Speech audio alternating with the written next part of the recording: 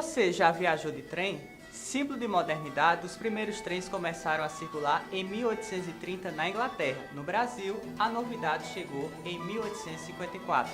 Neste programa, nós vamos contar a história do trem em Campina Grande e vocês vão conhecer os motivos que trouxeram o trem até a cidade, as implicações políticas, econômicas da chegada do trem e, claro, os personagens que fizeram parte desta história. Aperte os cintos e vamos embarcar nessa viagem. História da nossa terra, essa que fascina, que é a chegada do trem à nossa querida Campina. Foi por esses trilhos que em 2 de outubro de 1907 chegou o primeiro trem à cidade de Campina Grande. A máquina inglesa de número 3 de Green West chegou trazendo progresso e desenvolvimento para a cidade. Campina Grande parou para receber o trem. A locomotiva pioneira chegou com 3 horas de atraso. Um dos responsáveis pela chegada do trem foi o Cristiano Lauritzen, um dinamarquês que governou a cidade durante 19 anos. Ele se empenhou para que o ramal que partia de Itabaiana fosse até Campina Grande. A chegada do trem dinamizou o comércio do algodão que saía diretamente da cidade para o porto do Recife, na época, o mais importante da região. Com a expansão do trem, surgiu a necessidade de construir uma nova estação ferroviária. A construção da Estação Nova aqui no bairro Centenário começou em 1957, quando se comemorava os 50 anos da chegada do trem aqui em Campina Grande. A Estação Nova só foi inaugurada 4 anos depois, em 1961. A nova estação de trens dinamizou o transporte de passageiros, oferecendo mais conforto aos usuários. A aposentada Letícia Guilherme Dantas era passageira frequente do trem. No auge dos seus 34 anos, foi chamada para trabalhar como atendente de enfermagem em Saboê do Ceará. Aceitou o emprego, fez suas malas e, com a esperança de ter sua independência financeira, saiu de Campina Grande, na Paraíba, para morar no sertão cearense. Os trilhos se tornaram íntimos de Letícia em suas viagens. Todo dia 1º e 15 de cada mês, ela fazia o percurso de Iguatu para Campina Grande para visitar a família. Eu vinha no dia 1º e voltava dia 2, que lá ficava sem ninguém. Aí vinha no dia 15 e voltava no dia 16. Eu ficava assim, só 24 horas aqui. Que era o tempo do trem ir pra lá e voltar. Aí eu vinha de madrugada e meu pai vinha me deixar aqui com ele e uma cachorrinha que a gente criava, que ela não me deixava. Quando ela saiu, o trem saía, ela fazia mó zoada. E todo dia que o trem passava, ela brigava com o trem. Eu gostava do trem. Era bem acessível o preço. Parece que era 3 vezes mais barato do que uma passagem de ônibus. E bem confortável, tinha boas alimentações, um restaurante enorme, com variações de alimentações. E o pessoal muito tratável, a gente era tão feliz nesse trem que só você vê. Letícia conta que quando o trem passava pelo sertão, a poeira invadiu os vagões. Depois de Icó, tem umas barreiras muito grandes, né? Aí quando o trem passava, parece que as barreiras tinham entrado, você não via quem estava dentro. Apesar do desconforto, a viagem era bem divertida e terminava em cantoria. Cantava muito de Nelson Gonçalves. Quanto mais longe dos teus olhos, meu amor, mais me atordoa o calor desta paixão. Estava certo em tua frase o inventor, longe dos olhos e perto do coração. A Estação Nova também oferecia oportunidades de geração de renda. O aposentado José Olinto era vendedor de balas na plataforma. A gente naquela época, a gente vendia água, cocada, amendoim, doce. Era uma vida tranquila, uma vida boa, uma vida que a gente ganhava um trocado, mas a gente sabia viver naquela época. Era uma vida que trazia muita gente para problema assim de vender, negociar. E era uma vida que isso aqui era cheio de gente. Estamos na Rua da República, no bairro do Centenário, em Campina Grande. Aqui moram antigos funcionários da rede ferroviária. Eu comecei na conservação e depois a bem de saúde. Aí me transferiram para sinaleiro na passagem de linha com cancela. Quando os carros vinham para os carros, quando o trem passava, para não acontecer um acidente, né? Outro antigo funcionário, Genival Barros, lembra da movimentação da Estação Nova. Tinha carro carregado com boi, que se Induré de Itabaiana, Você ficava cheio mais de 200 boi, hoje pouco, cara, com licença, pouco. Era cheio aí, vinha um trem de saco, eu expliquei a ela, de Mossoró a Goiânia de Goiás. Ia subindo, 600 toneladas, não é moleza, porque era barato, né? A integração social promovida pela Estação Nova é lembrada pelo aposentado Antônio Everson. O espaço da estação era disputado pelas crianças. Isso aqui era o paraíso das crianças, mas era, ou seja, muitas brincadeiras que se fosse hoje meus filhos, né, eu não sei se eu tinha coragem de deixar. As mães nunca sabiam que a gente vivia aqui pegando morcego. O surfista de trem de hoje nasceu naquela época nas nossas brincadeiras, né? Isso aqui era o paraíso das crianças na época. Aqui tinha essa parte da frente, era uma verdadeira pracinha, as mães arrumavam os filhos no fim de tarde, traziam para passear.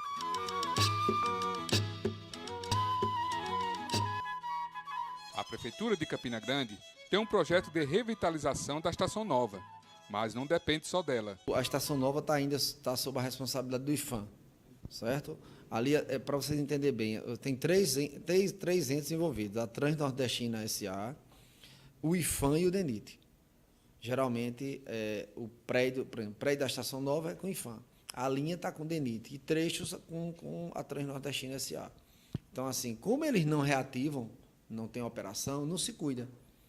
E se a Prefeitura também, assim, não pode despender recursos sem um projeto específico. A gente já tem projeto, hoje a gente até tem, de arquitetura que foi feito com a UFCG, em parceria com a UFCG. Agora, precisa que, primeiro, que isso seja repassado para a Prefeitura e que a gente consiga um financiamento, uma fonte de recursos para a gente fazer a restauração e requalificação da Estação Nova. A nossa produção entrou em contato com o Instituto do Patrimônio Histórico e Artístico do Estado da Paraíba, INFAEP, sobre a situação de abandono da Estação Nova de Campina Grande. A coordenadora do setor da arquitetura, Gabriela Pontes, falou por telefone que há um projeto em andamento por parte da Universidade Federal de Campina Grande, UFCG, para revitalizar a área e transformá-la em um centro cultural. E no próximo bloco você vai ver a entrevista com o historiador da Universidade Federal de Campina Grande, UFCG, Gervásio Batista, para conferir o que levou a chegada do trem até Campina Grande.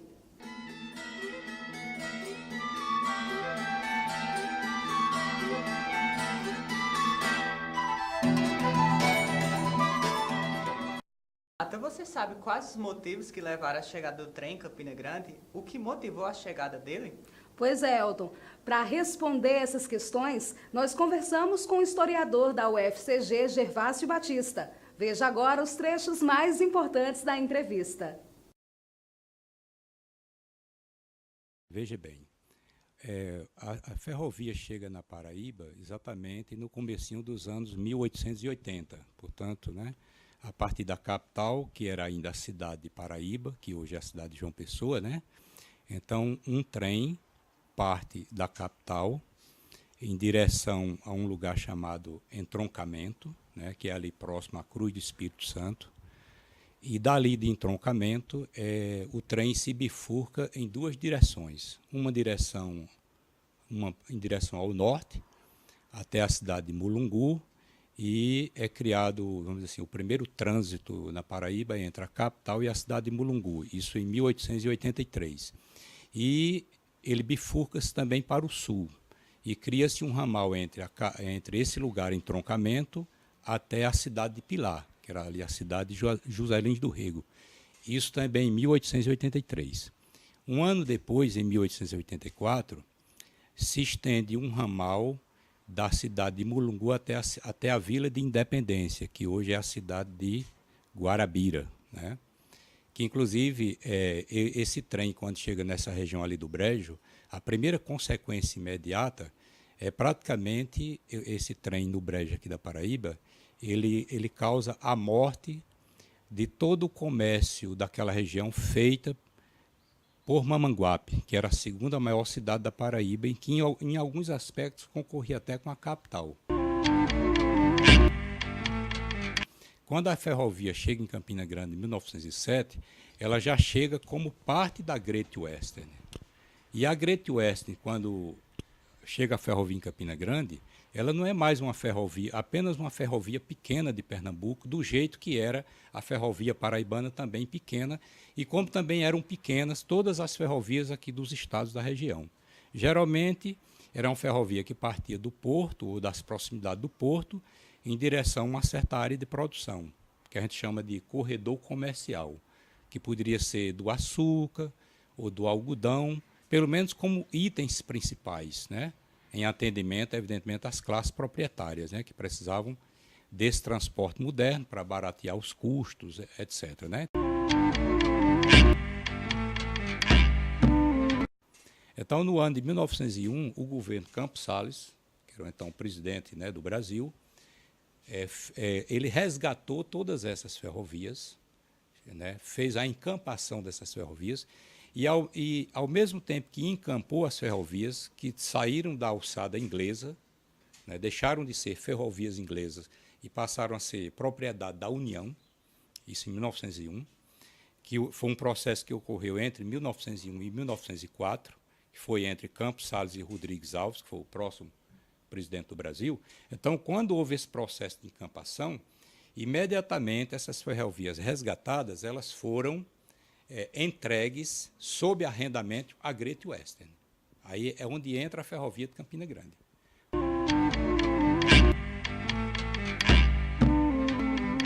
Pois bem, então Campina Grande, a estrada de ferro em Campina Grande, ela vem exatamente, digamos assim, na esteira do crescimento e do incremento da Great Western, ali no comecinho do século XX, né? Daí que ela vem, em 1907, né, é inaugurado um ramal de 82 quilômetros de Itabaiana para Campina Grande. O grupo aqui, que era capitaneado pelo Christian Lauritzen, né, que era um gringo, né, ele era dinamarquês, e que no século XIX, esse cara andando aqui por Campina, né, era uma espécie de mascate, e que andando por Campina Grande, na verdade, se deu muito bem nessa terra, né, porque o gringo caiu nas graças da filha de um dos homens mais poderosos aqui da terra, que era o Alexandrino Cavalcante, né, que era chefão aqui do Partido Conservador, aqui no tempo do Império, aqui em Campina Grande, né, proprietário de terras, né, era comerciante, proprietário de terras e escravos, era um cara muito poderoso aqui, o Alexandrino Cavalcante, inclusive daqueles Cavalcantes lá de Pernambuco, né, e que o gringo Christian Lauritz foi uma espécie de herdeiro, talvez o principal herdeiro vamos dizer assim, de todo esse cabedal político. E também, por que não dizer, um herdeiro econômico, já que o sogro dele era um cara muito rico. Tá certo? E o gringo, o Christian Lauritzen, se empenhou, né, muito, pessoalmente, inclusive, nessa tentativa de trazer o trem para Campina Grande. Na entrevista, o professor Gervásio revelou um detalhe curioso. Os comerciantes da capital não queriam que o trem viesse até Campina Grande. Ele explica os motivos. Para começar, os comerciantes da capital, da Paraíba, né, da cidade que hoje é a cidade de João Pessoa, eles não viam com bons olhos esse ramal de Itabaiana a Campina Grande. Eles achavam que a construção desse ramal Itabaiana-Campina Grande era a morte do comércio da capital da Paraíba.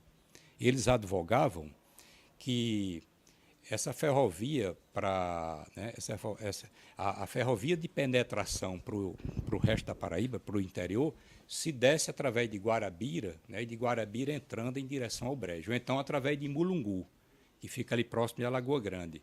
Tanto é que em 1901 puxa-se um ramal de Mulungu para Alagoa Grande. Então eles advogavam que a ferrovia penetrasse pelo sertão, né, a partir de Alagoa Grande, passando por Alagoa Nova, de Alagoa Nova cortando aqui por dentro de Pocinhos e pegando aqui a direção do sertão. Na verdade, o que se queria era talvez isolar Campina Grande. No próximo bloco, você vai fazer uma parada num lugar cheio de cultura, boas histórias e grandes personagens. Você vai conhecer o Museu do Algodão. Não saia daí!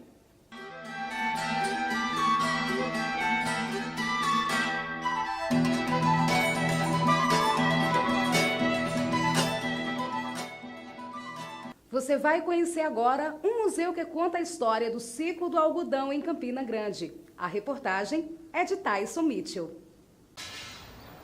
O Museu do Algodão, em Campina Grande, leva o visitante a uma viagem no tempo. O museu temático foi inaugurado em 2001 e mostra em seu acervo documentos, fotografias e objetos que contam uma das fases mais importantes da história da cidade, o ciclo do algodão e a chegada do trem. Era de extrema importância o trem para o algodão. Campina Grande ia virar no mundo a segunda maior produção. O museu possui objetos como esta máquina de calcular da década de 20, uma máquina que perfurava os bilhetes do trem, o arado, um equipamento para descaroçar o algodão, uma grande régua que media a altura dos pés e muito mais. Símbolo do desenvolvimento social e econômico de Campina Grande, o algodão, também chamado de ouro branco, foi fundamental para a chegada do trem na cidade. O Museu do Algodão se localiza na rua Benjamin Constant, no centro de Campina Grande. O horário de funcionamento é de segunda a sábado, das 8 até o meio-dia, das 13 horas até as 17 horas e aos domingos, das 8 às 11.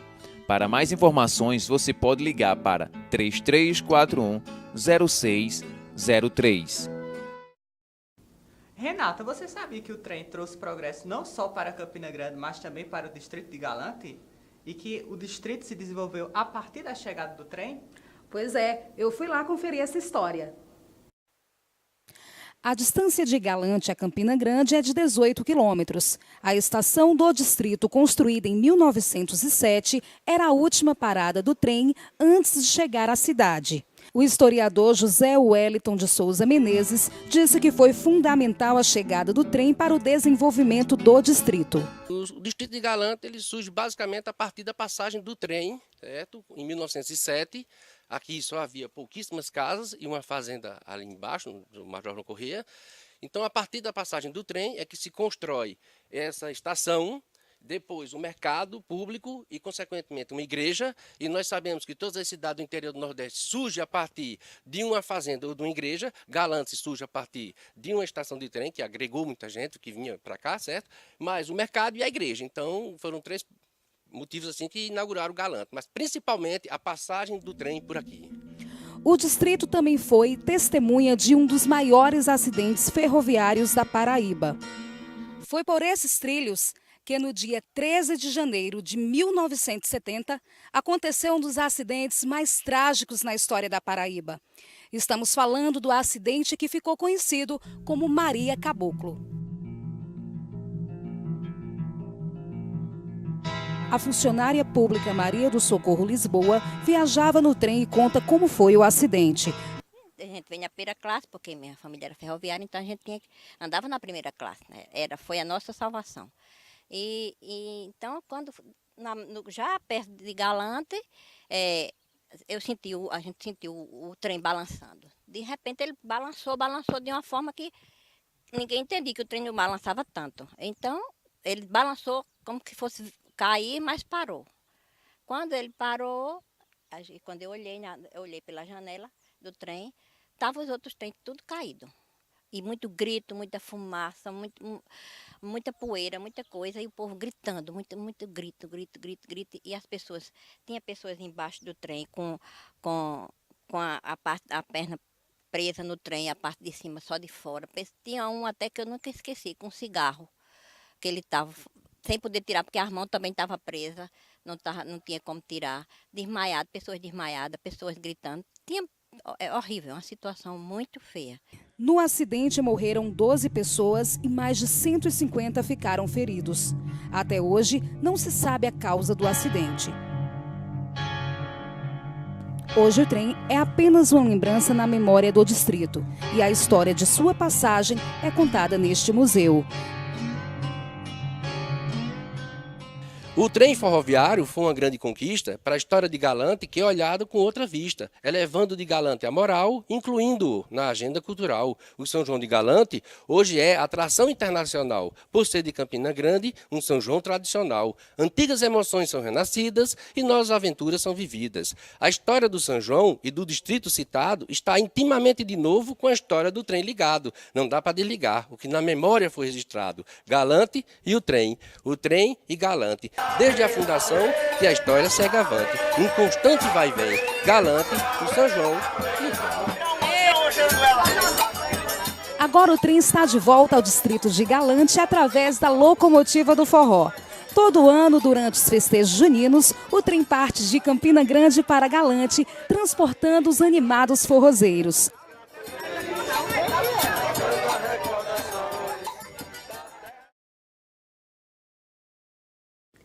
Você sabia que o trem poderá voltar a circular em Campina Grande? A Prefeitura Municipal tem um projeto nesse sentido. Veja no bloco a seguir.